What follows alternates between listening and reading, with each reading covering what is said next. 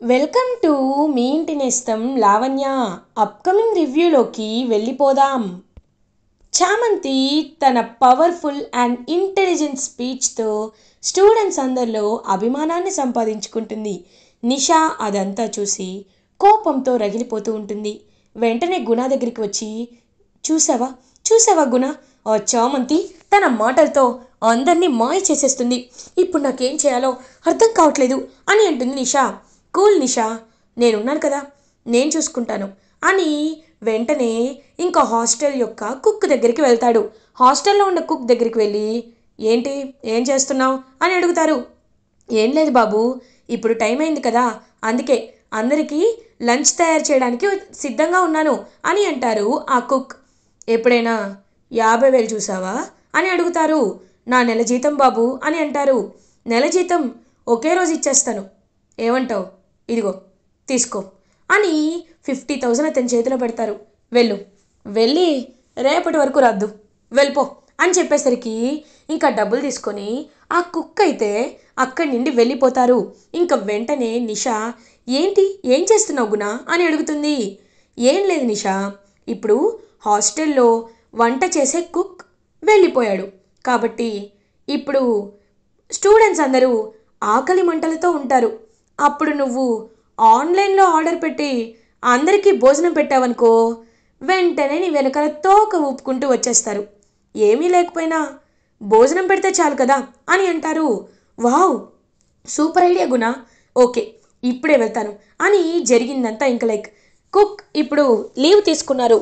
అతనికి సడన్గా కడుపు నొప్పి రావడంతో స్టూడెంట్స్ అందరూ బయటికి వెళ్ళి ఫుడ్ తినాలని కోరుకుంటున్నామని చెప్పి ఇంకా అలా ప్రిన్సిపల్ సార్ అయితే మొత్తం అనౌన్స్ చేస్తారు మైక్లో. ఒక్కసారిగా చామంతి వాళ్ళైతే షాక్ అయిపోతారు. వెంటనే చామంతికి ఒక ఐడియా వస్తుంది. ఫ్రెండ్స్, నా దగ్గర ఒక ఐడియా ఉంది.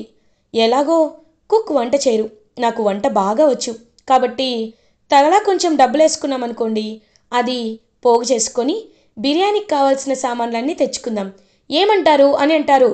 ఓకే అని అంటారు. ఇంకొకరు 50, 100 అలా ఇస్తూ ఉంటే ఇంకా ఆ డబ్బులతో ఒక బియ్యం బస్తా, టొమాటోస్, ఆనియన్స్ అండ్ వెజ్ బిర్యానీకి కావాల్సినవన్నీ తెచ్చుకుంటుందన్నమాట చామంతి. ఇంకా అలా చామంతిని చూస్తుంది నిషా. ఏంటి అడుక్కొని వంట చేస్తున్నావా అని అంటుంది. దీన్ని అడుక్కోవడం అనరు, ఫండ్స్ని కలెక్ట్ చేయడం అంటారు. అయినా ఇప్పుడు వంట చేస్తాను కదా, అప్పటి వరకు వీళ్ళందరూ అని చామంతి అంటుంది. వీళ్ళందరూ ఆకలి మంటలతో చావాలా? చూడండి, తను బిర్యానీ ఎప్పటికి చేస్తుందో తెలీదు, ఎలా చేస్తుందో తెలీదు. అదే మీరు నా వైపు వచ్చారనుకో, మీకు ఏ క్లాస్ బిర్యానీ నేను బుక్ చేస్తాను, ఆన్లైన్లో ఆర్డర్ పెడతాను. మీరు అలాంటి బిర్యానీ తినాలి అంటే 5 స్టార్ హోటల్కి వెళ్ళి తినాలి. అంత స్తోమత మీ దగ్గర ఉండదు కాబట్టి 5 స్టార్ హోటల్లో బిర్యానీని బుక్ చేస్తాను, వచ్చేసేయండి. ఓట్స్ కోసం కాదు, మీ నమ్మకం కోసం అని ఇంకలా వెళ్ళిపోతే, సారీ చామంతి, ఇప్పటికే చాలా ఆకలిగా ఉంది, వెళ్ళాలి తప్పదని చెప్పి చాలామంది స్టూడెంట్స్ వెళ్ళిపోతారు చామంతి వైపు. ఇది నేనంటే అని ఇంకా అలా నిషా అయితే ఆన్లైన్లో ఆర్డర్ పెడుతుంది. ఇటువైపు పాపం చామంతి ఓపికగా మొత్తం కుక్ చేస్తూ ఉంటుంది బిర్యానీని. ఇంకా అలా 1/2 అవర్ 1 అవర్ అయిపోతుంది, బట్ ఆర్డర్ రాదు. ఏంటి నిషా, ఎప్పుడో ఆర్డర్ పెట్టానన్నో ఇంకా రాలేదా అని అడుగుతారు స్టూడెంట్స్. లేదు, ఆన్ ద వే అని చెప్తున్నాడు కానీ కనిపించట్లేదు. ఎరా ఎక్కడున్నావు అని అడుగుతారు. మేడం, ఇక్కడ ట్రాఫిక్లో ఇరుక్కున్నాను మేడం, చాలా టైం పట్టేటట్టుందండి అని అంటాడు డెలివరీ బాయ్. ఏంటి ట్రాఫిక్లో ఇరుక్కున్నావా? చా, ఫ్రెండ్స్, ఒక 1/2 అవర్ అంతే, వచ్చేస్తుంది, మీరేమీ కంగారు పడకండి అని అంటుంది. అప్పుడే కరెక్ట్గా ఇంకలా ఫుల్గా భోజనం చేసి చామంతి తరపు స్టూడెంట్స్ అందరూ వస్తారు. ఆహా, మాకు ఫుల్గా కడుపు నిండింది, ఏంటి మీరు ఇంకా భోజనం చేయలేదా అని అడుగుతారు. ఏరా అప్పుడే బిర్యానీ అయిపోయిందా అని అంటారు. అవ్వడమేంట్రా, చామంతి ఉంది కదా ఫుల్, అసలు చామంతి వంట తినాలంటే అదృష్టం ఉండాలిరా అని చెప్పేసరికి ఇంకందరికీ చాలా ఆకలిగా ఉండేసరికి, సారీ నిషా, మేము ఆకలికి తట్టుకోలేకపోతున్నాం, చామ్ వైపే వెళ్తామని చెప్పి ఇంకలా చామంతి దగ్గరికి వెళ్ళిపోతారు. ఇంకా నిషా కోపంతో రగిలిపోతూ ఉంటుంది.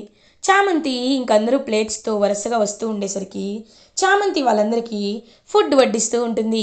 ఇంకలా నిషా అదంతా చూసి కోపంగా జలస్గా రగిలిపోతూ ఉంటుంది. అప్పుడే ఇంకా చామంతి హ్యాపీగా అందరూ భోజనం చేస్తుంటే, ఆహా చామంతి, సూపర్ చామంతి, అసలు నువ్వు వండిన వంటే వంట అమృతంలాగే ఉంది, ఇలాంటి బిర్యానీ ఎప్పుడు తినలేదని చెప్పి ఇంక అందరూ హ్యాపీగా అప్రిషియేట్ చేస్తుంటే చామంతికి చాలా హ్యాపీగా అనిపిస్తుంది. అప్పుడే ప్లేట్ తీసుకొని ప్రేమ్ కూడా వస్తాడు. చామ్, నాకు వడ్డించవా అని అడుగుతాడు. "ఆ, భరత్, నువ్వు వచ్చి వడ్డించు" అని అంటుంది. చామ్, ఏంటి చామ్, నువ్వు చెప్పినట్టే అందరి ముందు చెప్పాను కదా, అయినా నీకు నాపై ఇంకా కోపం ఉందా అని అడుగుతాడు ప్రేమ్. కోపం కాదు బాబు, జాగ్రత్త, ఒక ముందు చూపు. మళ్ళీ మనిద్దరం ఎక్కడ చనువుగా ఉంటే సమాజం ఏమనుకుంటుందా అనే ఒక ముందు చూపు బాబు. మీకు అదిగో అక్కడ ఉంది కదా నిషా అమ్మ, ఆవిడతో పెళ్లి ఫిక్స్ అయింది, కాబట్టి మీరు ఆవిడ వైపే ఉండండి అని చెప్పి అక్కడి నుండి వెళ్ళిపోతుంది చామంతి. చామ్ చామ్ చామ్ ఏంటి ఇలా మాట్లాడుతుంది, చామంతి మనసుని ఎలా ఒప్పించాలి అని పాపం ఆలోచనలో పడతాడు ప్రేమ్. ఇది ఇలా ఉండగా ఈవినింగ్ అవుతుంది. నిషా రమాదేవికి ఫోన్ చేసి, ఏంటంటీ, దాన్ని జైలుకి పంపిస్తానన్నారు, తనేమో నడుచుకుంటూ వచ్చి పవర్ఫుల్గా స్పీచ్ ఇచ్చి already half half of the స్టూడెంట్స్ని దోచేసుకుంది, ఇప్పుడు నేనేం చేయాలంటీ అని అంటుంది నిషా.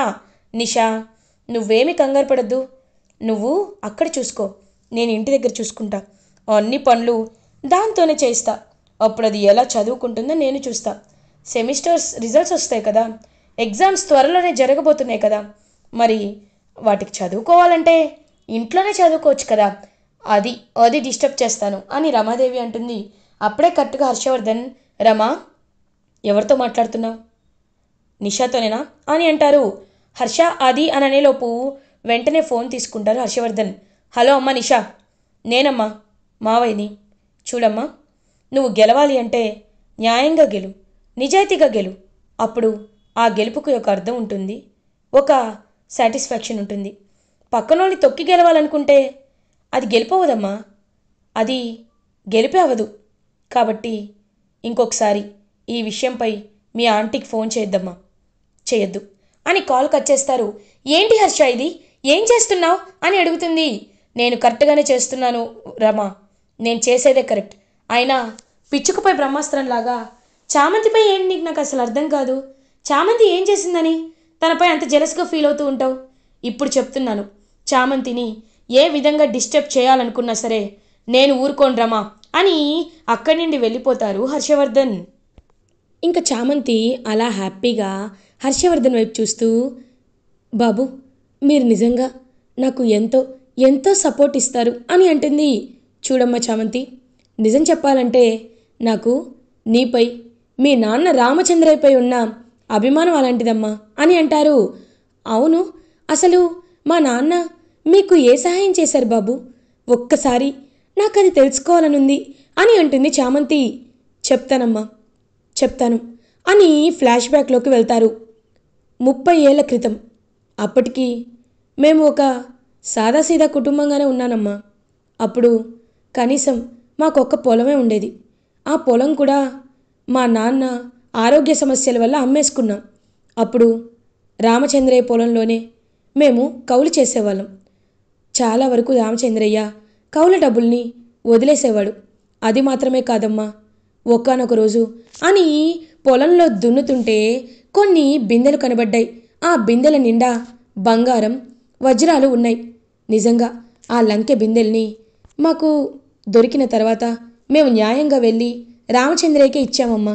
కానీ రామచంద్రయ్య, లేదు బాబు, మీరు బాగా చదువుకున్న వాళ్ళు, మీ నాన్నగారి ఆరోగ్య పరిస్థితి వల్ల మీరు ఇలా ఇక్కడ ఉన్నారు, ఇది మీ వ్యాపారానికి పెట్టుబడిగా ఉంచుకోండి అని తృణప్రాయంగా లంకె బిందెల్ని వదిలేశాడు. అంత గొప్ప మనసున్నవాడు రామచంద్రయ్య, అందుకే రామచంద్రయ్య అంటే నాకు చాలా అభిమానం అని అంటారు. ఇంకదంతా విని రోజా, రమాదేవి షూ అని అనుకుంటూ ఉంటారు. ప్రేమ్, చామంతి మాత్రం చాలా హ్యాపీగా ఫీల్ అవుతారు. ఇంకా చంద్రిక కూడా అలా చాలా హ్యాపీగా ఫీల్ అవుతుంది. అదమ్మా మీ నాన్నగారి గొప్పతనం, ఆ రక్తం ఎక్కడికి పోతుంది, నువ్వు కూడా మీ నాన్నలాగే ఎప్పుడూ ధైర్యంగా ఉంటావు, సమస్యకి భయపడకుండా ముందడుగు వేస్తావు. ఆ తెగింపే మీకు రక్షమ్మ అని ఇంకా హ్యాపీగా బ్లెస్ చేసి వెళ్ళిపోతారు హర్షవర్ధన్. ఇంకా అలా రమాదేవి చూస్తూ ఉంటుంది చామంతి వైపు. చామంతి చాలా కాన్ఫిడెంట్గా ఇంకా మీరు నన్నేమి చెయ్యలేరన్నట్టు చూస్తూ ఉంటుంది రమాదేవి వైపు. ఇది ఇలా ఉండగా మార్నింగ్ అవుతుంది. చామంతి అలా ఇంకా ఇంటి లోపలికి రాగానే అక్కడ క్లియర్గా రమాదేవి ఇల్లంతా డెకరేట్ చేసిపిస్తూ ఉంటుంది. ఏయ్ ఏంటే మొత్తం డెకరేట్ చేయి అని అనేసరికి ఇల్లంతా ఇంక అందరూ డెకరేట్ చేస్తూ ఉంటారు. ఇవాళ పెళ్లి కొడుకుని చేస్తున్నాం కాబట్టి అందరూ రావాలి అని పెళ్లి కొడుకుని చేస్తూ ఉంటారు ప్రేమ్ని. పాపం ప్రేమ్కి పెళ్లి కొడుకుని చేసి ఇంకా అలా బాసికం కట్టి బుగ్గ చుక్క పెడుతున్నా సరే ప్రేమ్ మాత్రం చామంతి వైపే చూస్తూ ఉంటాడు. చామంతి ప్రేమ్ వైపు చాలా బాధగా చూస్తూ ఉంటుంది. ఇంకా కన్నీళ్ళు తుడుచుకుంటూ తన రూమ్లోకి వెళ్ళి వెక్కి వెక్కి ఏడుస్తూ ఉంటుంది చామంతి. చామంతి ఏడవద్దు అని పాపం శ్యామల ఓదారుస్తూ ఉంటారు. ఇంకా అలా ప్రేమ్ని పెళ్ళికొడుకు చేసే ఫంక్షన్ జరుగుతుంది. చామంతి పాపం చాలా బాధపడుతూ ఉంటుంది. ఇది ఇలా ఉండగా మార్నింగ్ అవుతుంది. చామంతి ప్రేమ్ కాలేజ్కి రీచ్ అవుతారు. ఎలక్షన్స్ డే అయితే వచ్చేస్తుంది. ఇంకా వెంటనే ఎలక్షన్స్ రోజు మొత్తం అందరూ ఓటింగ్ చేస్తూ ఉంటే అదంతా ప్రేమ్ మానిటర్ చేస్తూ ఉంటాడు. ఇంకా సీసీటీవీ ఫుటేజ్లో ఏమైనా రెగ్గింగ్ జరుగుతుందా, ఏమైనా ఆటుపోట్లు జరుగుతున్నాయా అని చెప్పి అన్నీ ఇంకా చెక్ చేస్తుంటే అప్పుడే కరెక్ట్గా ప్రేమ్కి ఒక విషయం గుర్తొస్తుంది. అవును, ఆ రోజు రోమియో జూలియట్ డ్రామా వేశాం మేము. ఆ స్కిట్లో చామ్కి నిజమైన విషయం ఎవరో ఇచ్చారు. అది ఎవరో ఖచ్చితంగా తెలుసుకోవాలి అని ప్రేమ్కి ఒక ఐడియా వస్తుంది. లాస్ట్ మంత్ 15న ఒకసారి ఫుటేజ్ ప్లే చేయి అని అంటాడు. వెంటనే ఆ ఫుటేజ్ ప్లే చేస్తాడు ఆ సీసీటీవీ ఆపరేటర్. చేయగానే క్లియర్గా అక్కడ రోమియో జూలియట్గా వేస్తూ ఉంటారు. అండ్ అన్ని రూమ్స్ని చెక్ చేసేసరికి చామంతి రూమ్ని కూడా చెక్ చేయమంటాడు. చామంతి రూమ్ని చెక్ చేసేసరికి క్లియర్గా నిషా వచ్చి ఆ పాయిజన్ని ఒరిజినల్ పాయిజన్ అక్కడ పెట్టి డమ్మీ పాయిజన్ బాటిల్ని తీసుకు వెళ్ళిపోతూ కనబడుతుంది. ఒక్కసారిగా షాక్ అయిపోతాడు. వెంటనే ప్రేమ్ ఇంకా ఆధారం దొరికింది అని ఆ సీసీటీవీ ఫుటేజ్ని దాచిపెట్టుకుంటాడు ప్రేమ్.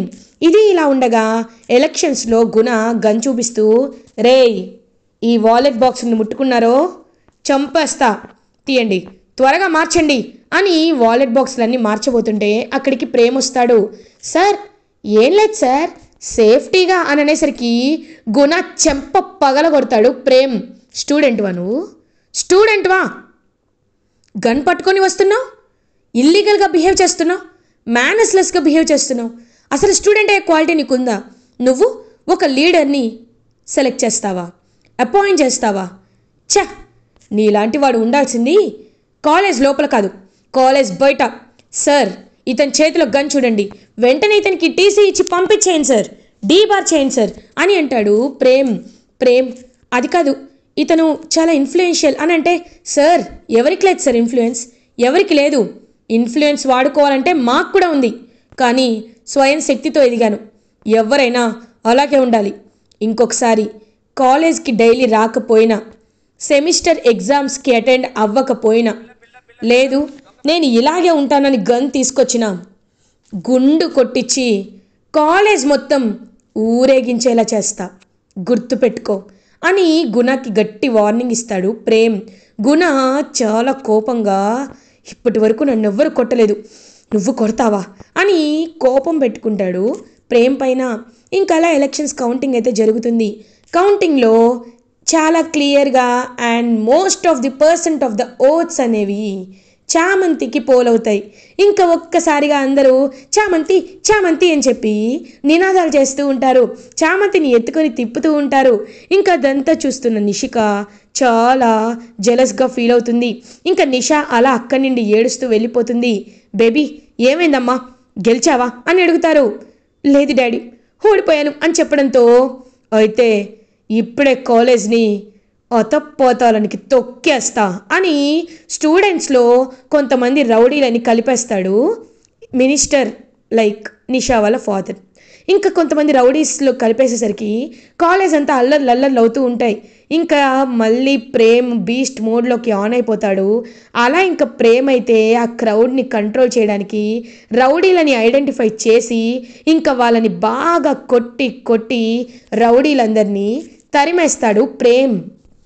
ఇంకా చామంతి గెలవడంతో అందరూ హ్యాపీగా ఫీల్ అయ్యేసరికి ఇంకా అలా చామంతి, ఇప్పుడు నేను అందరికీ ఒకటే చెప్పాలనుకుంటున్నాను, గెలుపు ఓటములు అనేవి సహజం, వాటి గురించి ఆలోచించకూడదు, మనం వచ్చింది చదువుకోవడానికి, కాబట్టి చదువుపై మాత్రమే మన ధ్యాస దృష్టి ఉండాలి అని ఇంక చెప్పడంతో అందరూ చాలా హ్యాపీగా ఫీల్ అవుతారు.